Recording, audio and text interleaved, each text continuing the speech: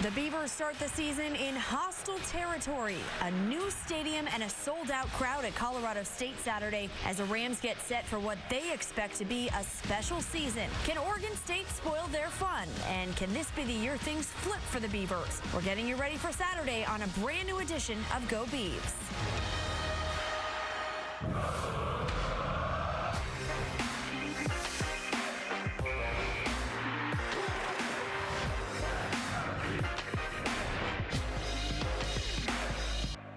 Go Beavs is brought to you by Toyota. Let's go places.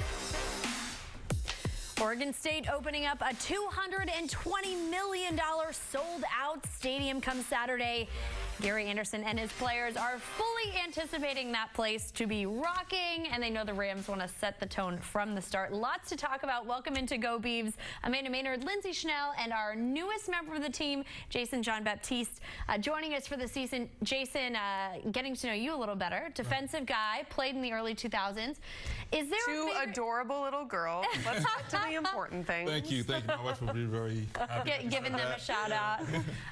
When you look back at your time with the Beavers, is there like a moment that stands out, a game that you're most proud of, or you looked back on and just, it's like, wow, I can't believe that happened? Yeah, you know, there's a few. I mean, the bowl game that was my last game playing was, I mean, it was amazing. We played against New Mexico State and just really had a great time. And, you know, Steven Jackson, who was one of my teammates at that time, had one of his best, you know, career games, rushing for 5 touchdowns that game.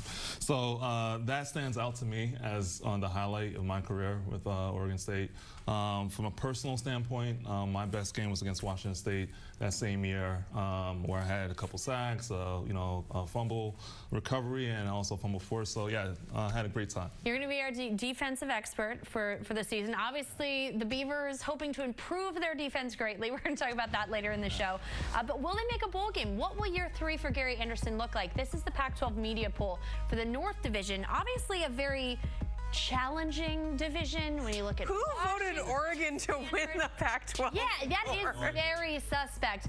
When you look at Oregon State, 5th, not last, which is a positive move in the right direction. Do you think that's a fair assessment? Do you think that they'll finish better than that? You know, they haven't changed. I mean, they finished 5th last year. You know, so to me, I think they could finish better than that. I think that they could finish, you know, 4th. I think they could finish above Oregon. Yes, above Oregon. I think that's fair. I think that's fair. You know, they have a lot of people coming back. They have a lot of talent on both sides of the ball. That running game could be potent. So I think they have a lot of things working for them. Yes, they have a rough stretch there, but I think they have a lot of things working for them. And yeah. So I think the only thing that everyone can agree on in the Pac-12 North is that Cal is going to be at the bottom. But I think what's tough is that, you know, Oregon State does bring back a lot. Gary Anderson does typically, you know, turn things around in year 3. But there are still a lot of questions. The defense was really bad last year. Now, the Ducks were worse, on the run at least.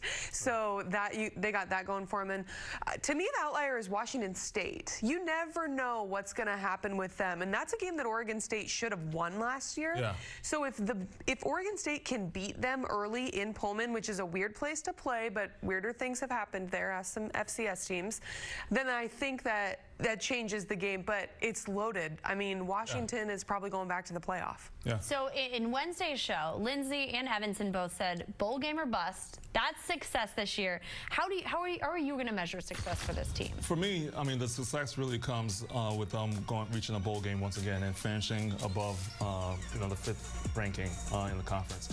That's me personally. Now, like Lindsay mentioned before, 3rd year has historically been a year where Gary Anderson has been able to really get his team to play really well and do really well.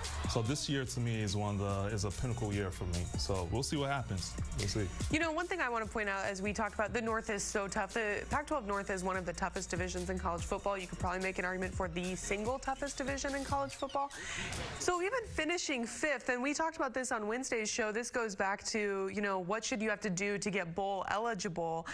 Even finishing 5th in the Pac-12 North, if the other 4 teams are going to really good bowl games, is not bad. No, it's not the worst thing. No. Right. Yeah. Well, one thing that Gary Anderson has not accomplished, winning on the road at Oregon State. So how do they get that done? Coach A weighs in. Well, that's a big one, and it's been a long time. I don't know, 2.5 years or however long it's been since I believe it was Colorado was the last one, and that's a long time ago. So there's definite. I've never been a guy or a coach or even as a player that I felt like, oh man, it's just so much easier to win at home. There's a comfort zone to having your own fans there. There's no doubt, and there's an intimidating factor that we have here at Reser at home games that I think is substantial.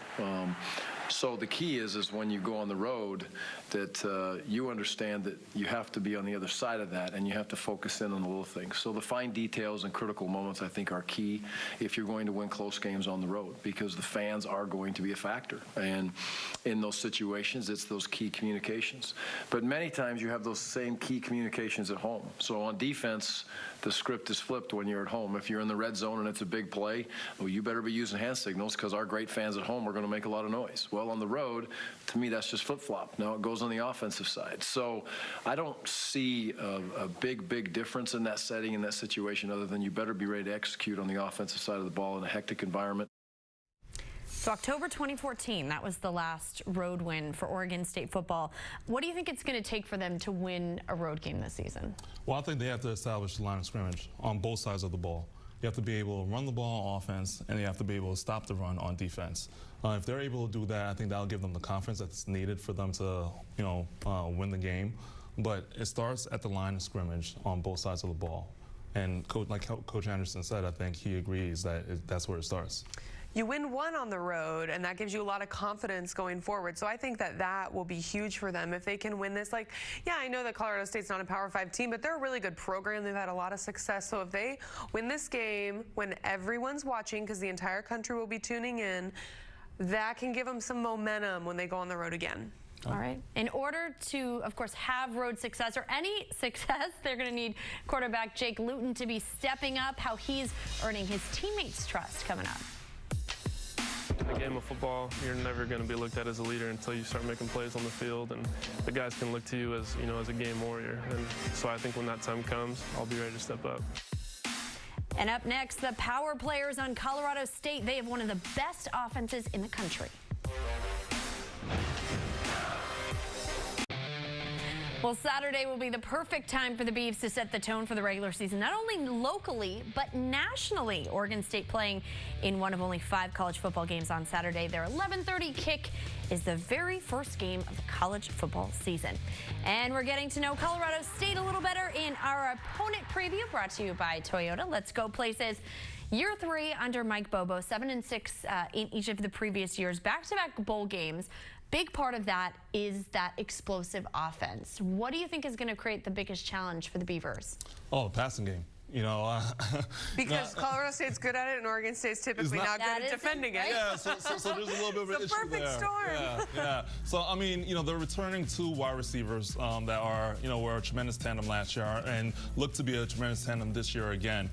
Their quarterback, had the highest pass efficiency rating from October 11th to the end of the season. So these guys know what And he was ranked number 5 at the end of the season. Yeah. So they know what they're doing. They're good at what they're, like throwing the ball and catching the ball. So Oregon State with Xavier Crawford, their main cornerback, shutdown corner, he's going to be manned up against their main wide receiver, Gallup. So we're going to see what happens. It's going to be a battle of the will right there. So we'll see. Do you think that guys are going to throw at Crawford this year, or are they going to throw away from him? I think they'll stay away from him a little bit, but they'll also want to test him as well, too. Again, he was a redshirt freshman last year. He's returning as a sophomore. So we'll see. I think they're going to try to test him out a little bit, see if, last year was just, luck, or if he's actually really good.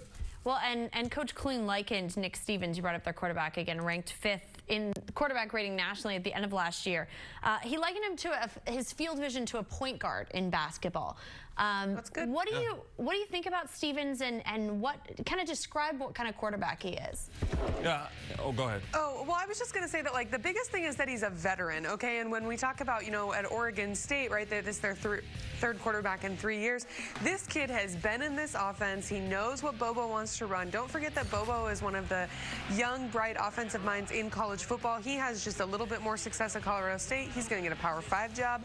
And so this kid just knows how to win, has chemistry with his receivers, has everyone back. I think that's the biggest thing. Yeah, as a quarterback, you're a facilitator, right? I mean, you're the one that touches the ball the most in the offense. You're handing the ball off to the running back. You're passing the ball to wide receivers, tight ends, and running back. So he's a great facilitator in being able to pass the ball around, to everyone, and he does it efficiently, which is huge for someone, running that offense. They also have a trio of running backs coming back, all returners. Dalen Dawkins, 919 yards, 4 touchdowns. Izzy Matthews, 734 yards, 13 touchdowns, also back.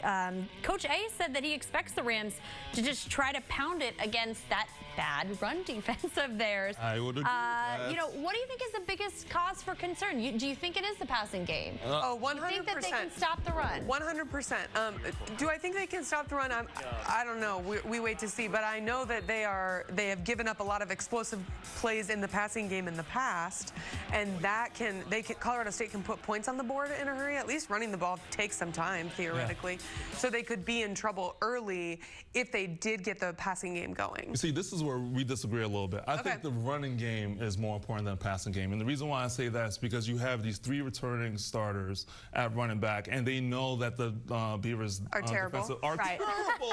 Terrible. Yeah. So you have Dawkins, who's listed as 5'9", which I think is pretty generous. 5'9", 170. But Shout out to Evanson Bernard. but he's the main running back for them. He rushed for 900 yards last year, and if they can't stop him, as well as that, the other 2 running backs that they have in the backfield, then it's going to be a long day for the Beaver defense. Well, we're going to break down the run defense, some bad run defense from last year, coming up with Jason in just a little bit. But right now, Evanson is at the OSU Beaver store to get you ready for this upcoming season.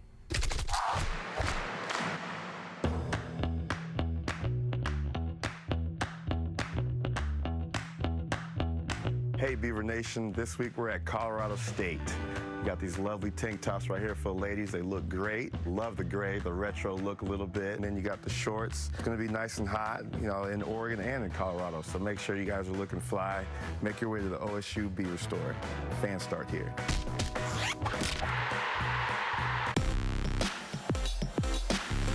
That Beaver Nation wants to see more and more of. This is what Jake Luton brings to the table. Listen to Beaver Nation, ooh and ah. Jake does a great job of reading where the coverage is, places it perfectly, and that's the other thing you'll see is that big-time arm that he's got. Beaver Nation, understandably fired up. Well, whether it be injury or interception, Oregon State struggled with quarterback play last season. This year, Gary Anderson going in a different direction, crowning Jake Luton the starter early in fall camp. Lindsay sat down with him to get to know him a little bit better in our Buster Barbecue Q&A. Jake, the man, the myth, the legend. You're here. Yeah. You're in town. Yeah. People are expecting you to be the savior of this program. What has it been like for you? Your name has been whispered in Oregon State fan circles for months. Yeah. I'm just ready to go. I'm excited to be here. Excited to have gotten in here and gotten with the guys and getting everything down. I'm excited to just get started. Okay, why should people be excited about you? They've kind of cycled through some quarterbacks the last couple years. Yeah. I think if you look at, the greats that have come through Oregon State, you see the big, prolific, pro-style passer, the guy that can stand in the pocket and put the ball all over the field. And I think that's something I bring to the table that a lot of guys that have played here before me kind of share that similar traits. Do you have a favorite Oregon State quarterback? You're a local Northwest kid, so you're probably familiar with the program's history. Yeah, I'd probably say Mannion. Probably. By the time I got old enough to really study into quarterbacks and really appreciate quarterback play, he was here. And, so watching him, I believe he still is the Pac-12 leading passer. So, He is. Yeah, he's probably my favorite. What did he do well that you see, that you can replicate, or what did you learn from watching him? Because he was thrown into the fire early. Yeah, and I think, just like I said, he's a guy that stands in the pocket. He's not afraid to get hit. He stands in there and delivers the ball wherever he needs to on the field, and I think that's something that I bring to the table as well. So coming in, how do you build chemistry with receivers? It just takes time. You know, it's like any relationship where you're building with someone and trying to build a bond. It's the same thing. But you know, here 7 months later, we're ready to go. You know, the chemistry's there. It's 100%. So besides Sean Mannion, who did you kind of look to model your game after? Who did you look up to as you were becoming a college football player? Brett Favre. I just loved everything about his game. He was just passionate. You know, he believed he could make every throw. You know, he had that gunslinger mentality, and he just loved the game. You know, you could just see it on the field, and that's something that I've always tried to, you know, just kind of mold into a part of my game. So when you're watching this program last year, what are you thinking? I mean, they had some heartbreaking losses. Yep. They obviously ended on a good note with the Civil War. Yep. Are you just watching thinking, I can't wait to be there? Oh, yeah, totally. And like I said, you know, the difference between the bowl game and not a bowl game is small things, and that was the same story for these guys last year. You know, there was a few games that were just right there, and you know, if we can just get over the top, if we can work, you know, an extra day or push a little bit harder to make sure that we're ready to make a play when that time comes, you know, we're going to be ready for it. And I think, like you said, that momentum at the end of the year, you know, they had a couple big wins, and you can feel that vibe here, you know, still, and I wasn't even here for that. And so I think momentum's a big thing, and we're ready to build on that. So the quarterback's got to be the leader. That's kind of the bottom line. You're the guy in the huddle. How do you establish that? Is it quiet? Do you try to take that role right away? No, I didn't, and that's not my personality. I didn't come in. I'm not a big, loud, you know, obnoxious guy, and I don't think that's a good trait as a leader. If someone comes in and right away tries to just take over, you're probably not going to get the respect of a lot of your guys. So I came in and I try to put in all the work necessary, let the guys know that, you know, I'm here to work, and I think over time that's what makes a good leader. And I think in the game of football, you know, you're never going to be looked at as a leader until you start making plays on the field, and the guys can look to you as, you know, as a game warrior. And so I think when that time comes, I'll be ready to step up. Here's a look at Jake Luton's numbers over the last 2 seasons. Again, at Idaho, where he started 1 game, and then, of course, at Ventura Community College. It's very difficult for me to say for some reason. And Jason, I mean, you spent some time at a JUCO before coming to Oregon State. How different is that jump? Oh, it's considerably different. You know, the speed of the game is the biggest thing. The speed, athleticism. Everyone is pretty good. You know, they were like the best in their high school, and you know, they have a couple years under their belt by then. So he's going to have to get adjusted to that. You know, he's somewhat adjusted because he's been practicing with these guys for a little bit, his teammates, but it's a completely different ball game once you know, it really matters. And you put the pads on, and now you're in season. So he's going to have to get used to that and get used to the speed of the game. And one thing, Lindsay, you brought up on Wednesday is, I mean, he's been on campus for a while. It seems like he's pretty well adjusted to this team. Yeah, I think that he has developed the off-field chemistry with his receiving core in particular, but within the team in general, which is huge. As we talked about with Evanson, you know, you want to know who's in charge when you're in the huddle. The fact that Anderson named him so early implies to me that there was clear separation, you know, right away, which is good. And also, like, Anderson wants his guy to do this. So, but there's so much hype. It's almost like, I wonder, can he even live up to it? Even, right. Unless he played a perfect game. People have been talking about him on message boards for over a year. Well, I think it's because they want some semblance of hope. Right. You know, because right. the passing game has been non-existent for a while now. So they need someone that could help establish the passing game, and this guy could be the savior. Well, and one of the things, too, when looking at this, okay, he could be the best quarterback in the world if you don't have anybody to throw to. So and you true. look at the receiving core, I mean, we know how much you love Jordan Villeman, Lindsay, but I mean, you know what? I want to say I do love Jordan right Villeman as a person. I would just like his production to go up considerably. Yeah. Seth Collins being out is going to be huge for them. We're going to talk more later about Isaiah Hodgins, this true freshman that people have high expectations of. But you know, Gary Anderson had publicly called out the defensive line. I think you could probably call out the receiving core. And as much as we kind of lauded praise on Victor Bolden for what he did in a preseason NFL game the other day, he had long stretches where he was not impressive last year. I mean, is there any reason to think that this group will be better? Well, the one thing... Noah Togiai is coming back. That's why they're going to be better. That kid could lead them in touchdown passes. Yeah, I mean, from the tight end position, I mean, he does offer them something different. But all these receivers that we've mentioned, you have Villeman, You have Hodgins. You also have Seth Collins. These are all big-bodied receivers, huge catching radius. So you have a big-bodied quarterback throwing to them. So the potential is there. Whether they're able to maximize that, we'll see. Any sleepers? You think Noah Togiai? I think Noah Togiai will lead them in touchdown catches. Okay.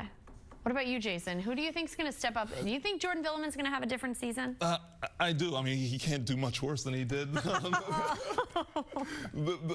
year prior. Suffice it to say, we're not part of Jordan Villeman's fan club right now. Yeah, he has, but he knows that he has a lot to prove, and he's put in the work, he's put in the time in order to do it. So he'll be fine. To me, one of the guys that stands out to me is Isaiah Hodgins. I think he's going to be awesome. I think he's going to do great for them. He's a freshman, incoming freshman, has size, has speed, could really catch the ball really well. All right, coming up a little later in the show, a closer look at how the Beavers' run defense broke down many times last season. But first, the Beavers have a challenging couple of months of Pac-12 play. We're breaking down what three-game stretch is going to be the toughest. Well, welcome back. Here's another look at the Beavers' 2017 schedule. Starting Pac-12 play against Washington State, then host Washington. USC doesn't get any easier until really November. Guys, when you look at this, what is going to be the most difficult three-game stretch in this rundown? Well, I don't think there's any question as to which three games are going to be the toughest. It's definitely between weeks 4 and 6. I mean, you're facing Washington State at Washington State. Then you play Washington. Yeah, you play them at home, but they're also the defending champions from last year. And after that, you play against USC at USC, and they're stacked and loaded. So, to me, that's the toughest, three-game, stretch that they have. Not to mention that Sam Darnold also happens to be the quarterback. Right. Those are 3 Heisman contenders, and Luke Falk, Jake Browning, and Sam Darnold. Like, that's, for a team that's not very good at stopping the pass, that could be bad news. Did we mention that already? Have we talked about that? Oh, yeah. Oh, right? Yeah. Well, and as Lindsay, you were bringing up, I mean, they're going to have a break in between because the Colorado State game was rescheduled to this early, so they kind of have 2 byes, essentially. The bye schedule favors them this year. The last 2 years, they've been pretty early. You don't have any control over that, but they had a little bit of control. They got an extra bye because they moved this game. It was initially supposed to be next week or later on, and they moved it because there's a provision in the NCAA handbook about if you play at Hawaii, which Colorado State is doing. So they got to move it to a 0-week game, which works to Oregon State's advantage because that's huge. Your body gets so beat up, but it's still, those are tough. Although I think they can beat Washington State on the road. Yeah, I think it'll be difficult. There's no doubt about that. But yeah, there's potential for them to beat them on the road. I mean, they could have won last year. They should have won last year. So again, it's all about that pass defense to me. Because Washington State has a potent passing game. So if they're able to stop that and able to minimize the amount of yards that they get passing the ball, then yeah, I definitely think that they can win. Another thing on the Washington-USC games that are going to be back-to-back is those are 2 really physical teams. That's huge. That's really hard to come off of. You get really beat up, and then you don't play a finesse opponent.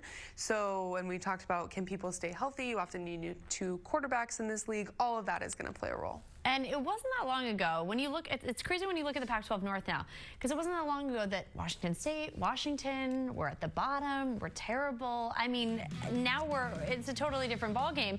What do you think it's going to take for Oregon State to make it into the top half of that group? Well, it would help if Mike Leach got a job somewhere else, to be honest, which I think is always a possibility. Leach, like I said earlier, Washington State they're just tough because of the system they run.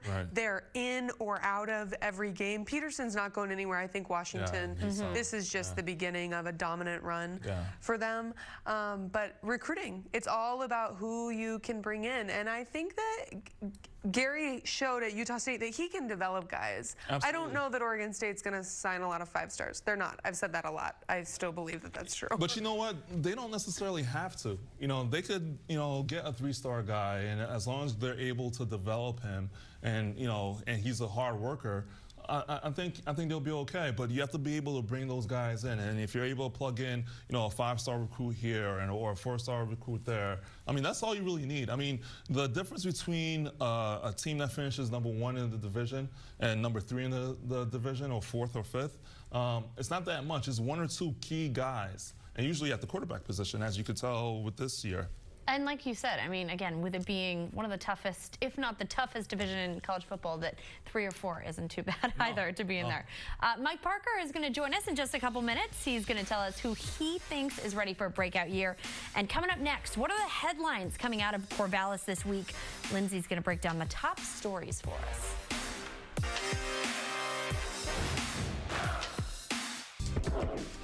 Beavers fans, plenty of coverage coming your way this fall. Make sure to check out Talkin' Beavers Wednesday at 7 p.m., Inside the Huddle Thursdays at 10, and of course, Go Beavs Friday nights at 9 p.m. It is time to break down our top stories in our standard TV and appliance headlines with Lindsay. And number 1 of the week, we're going to be breaking down all the hot topics coming out of Oregon State athletics every week here. And our number 1 is Oregon State trying to bottle up the potent passing attack of Colorado State. Okay, this is a team, Amanda, in Colorado State that knows how to score the ball. They were 28th nationally in scoring offense last year, 30th in total offense, and they returned their top 2 receivers in Michael Gallup and BC Johnson, 2 guys that combined for almost 1,900 yards last year. And by the way, this Oregon State defense, pretty bad against the pass. So there is hope. I think a lot about the first half against Washington State. I think about when Oregon State shut down Chad Hansen at Cal, but they got to be on it early.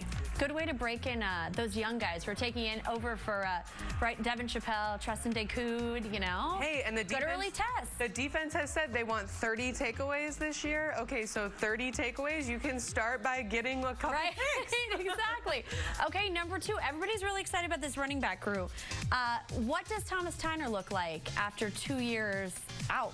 I have no idea. No one has any idea. That's what's kind of cool about it is, this is a kid that was always meant to be at Oregon State for so many reasons. He probably would have wound up at Oregon State if not for that disastrous Sacramento State game. And this is someone with a lot of good experience in the Pac-12. A few years ago when he was with the Ducks, he rushed for 140 yards in the Civil War. How about 124 yards in the Rose Bowl, which is the game that Oregon won in the first college football playoff semifinal. So this is someone that everyone's really excited. Loaded backfield. Ryan Nall's going to get the majority of the carries, of course, but I'm really curious to see how he looks.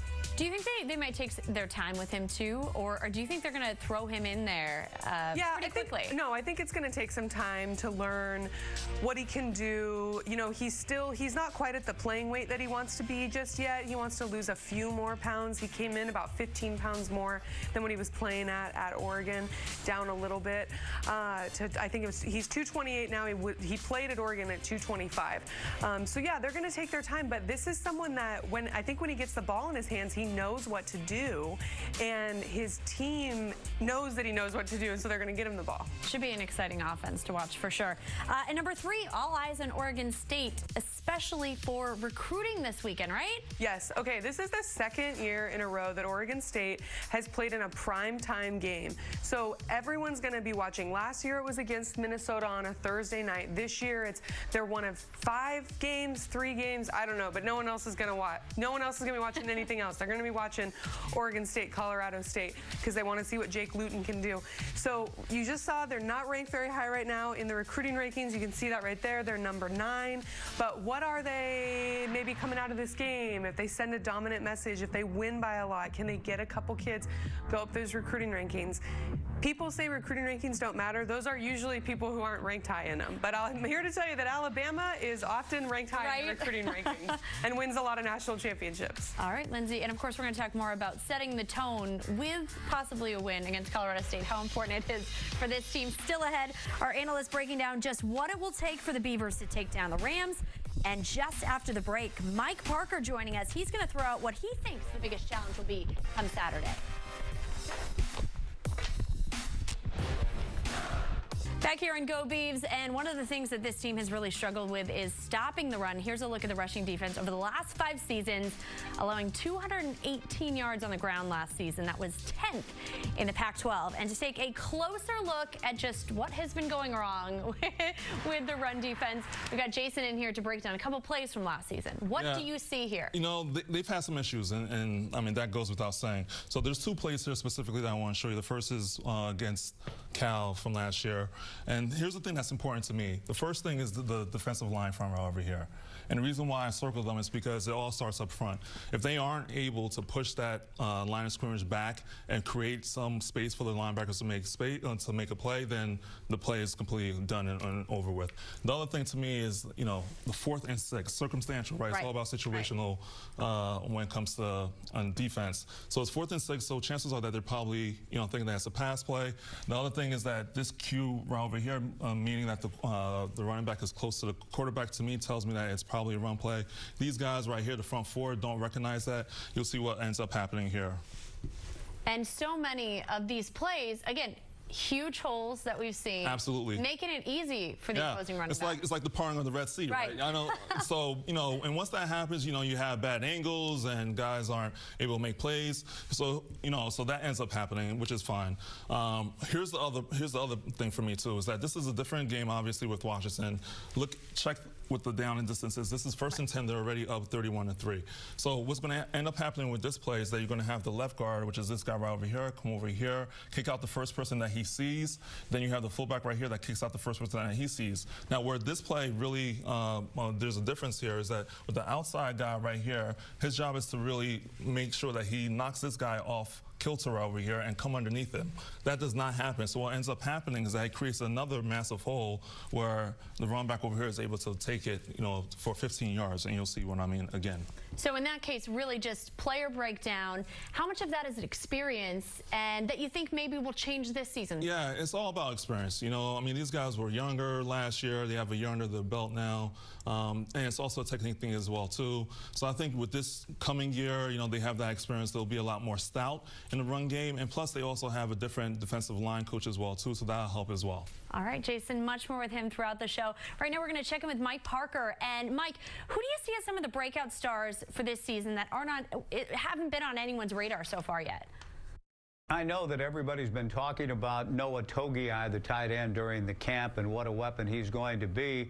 And clearly he showed in Game 1 last year when he caught a touchdown at Minnesota in his first game with Darryl Garrettson that the potential is there. He ended up getting hurt and only catching 4 balls. So I think Noah is going to catch at least that in Game 1, maybe more, and be a big target. Jake Luton always went to his tight ends when he was at Ventura.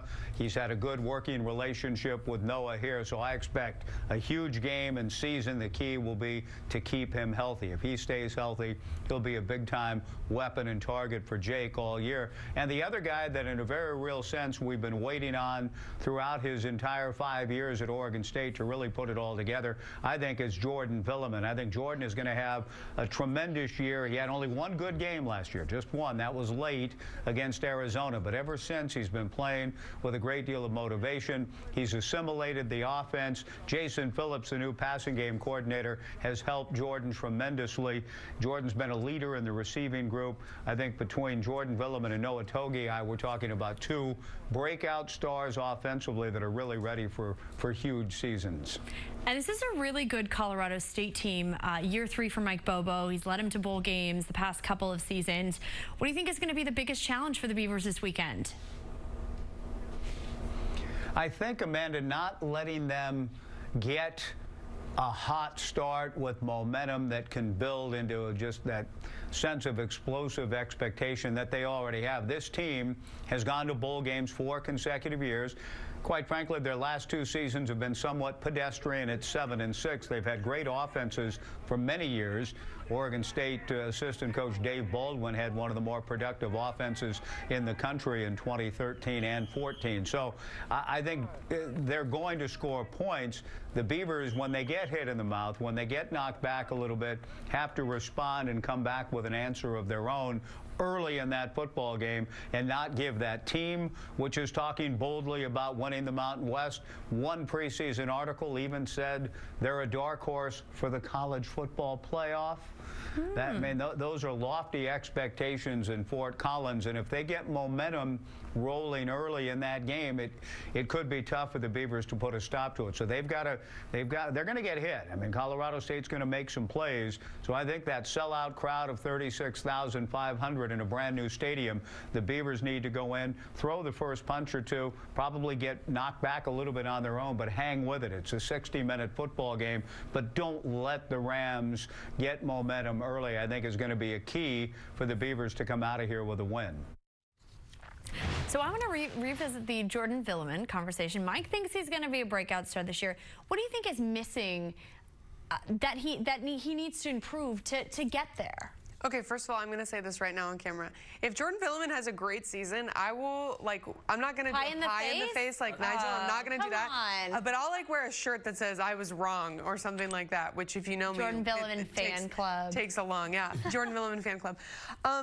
Look, to be honest, I don't think that he's focused a lot of the time. He has a great, fun personality, but I've been around practice enough that there are times that he is not catching balls in practice, and he doesn't seem that upset about it.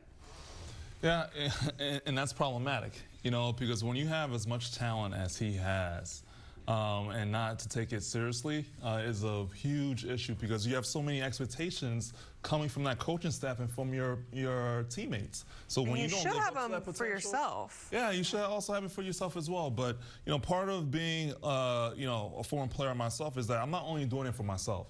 I'm doing it for my team. I'm doing it for my coaches. I'm doing it for everyone. So if you don't have that, you don't have the motivation, and you don't really care what your teammates or your coaches think, then that's a huge, huge issue. So who was your breakout star this season? I've said it once, I'll say it again. Isaiah Hodgins. Okay, youngin. The youngin. I like how tall he is. I like the way the speed that he has, the way that he catches the ball. Being 6'4", 209. I mean, he could go up and get it. His catching radius is huge, and he's young and he's inspired, and he wants to show these guys that he could, play with the big boys. All right, Lindsay. First of all, I'm having a brain freeze. Isn't his dad? Didn't he play in the NFL? Isn't that his dad?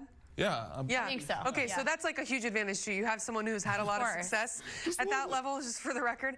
I am all in on Thomas Tyner for a lot of reasons. I go back to what I said earlier.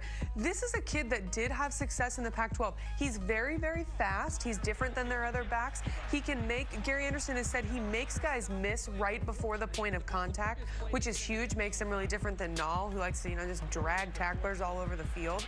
So I think that, once he gets going, once he gets the ball in his hands, he's going to remember what it was like to have that type of success. And this is a kid that was doing good things in the Civil War, doing good things in the Rose Bowl. All that's going to matter. Yeah. From a defensive perspective, to have a guy like Nall, a guy like Tyner, what are opposing defenses think when you see those two different, bring two different elements to the game? It's a nightmare. It's a nightmare because here you have one guy who is a rag-em, drag-em type of running back and all, and then you substitute him out and you bring in someone who is equally as big but fast. So, I mean, it's going to be tough. But the key thing for both these guys is how healthy can they be? And not only that, but the offensive line. We talk about Thomas Tyner, we talk about Isaiah, Hodgins. If Luton doesn't have enough time to throw the ball, and there's not enough holes for a Tyner or Nall to run through, then it's all, it doesn't really matter, right? So to me, as a group, the offensive line is the key component in how far these Beavers are able to go. All right, we're going to talk more about that in just a moment.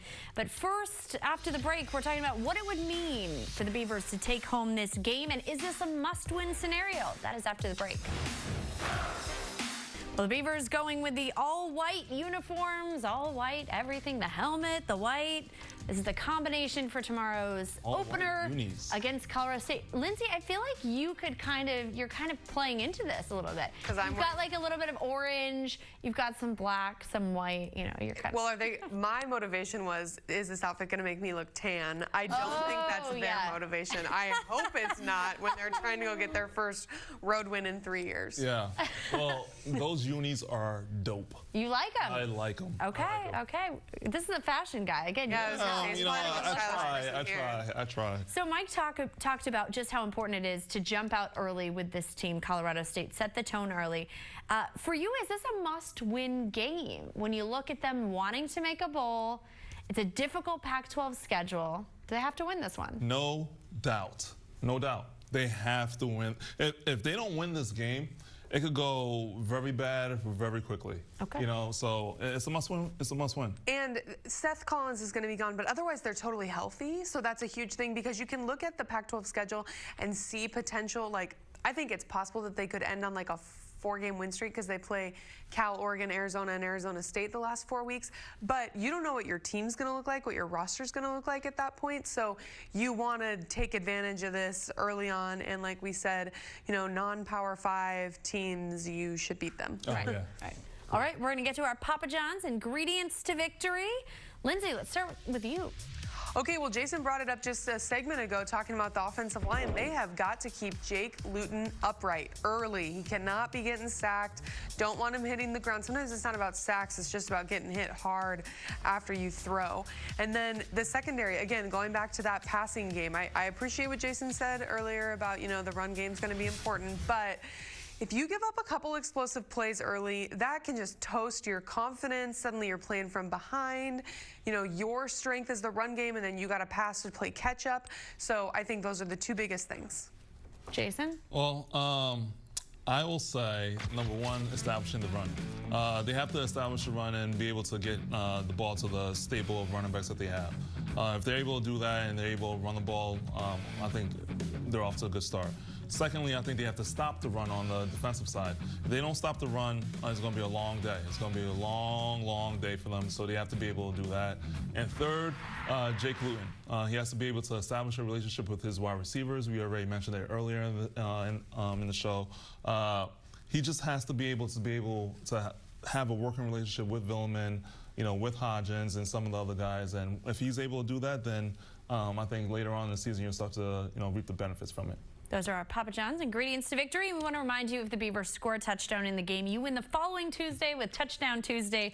Just use the promo code Beaver7 for 50% off your online order. Revisiting the O-line talk real quick before we go, do you feel like they have made the necessary improvements to keep Jake Luton upright? Because that's why we went through 3 quarterbacks last year. They're probably going to move. People are, I don't think, set at their 5 positions across. That's going to be one of the biggest things going forward is how do they look this week? Do they look different next week? Yeah, you know, the thing for me is that they lost one of their key components, Harlow. He was a nasty guy. He was a guy that set the tone. You have to find someone who's able to set the tone for them.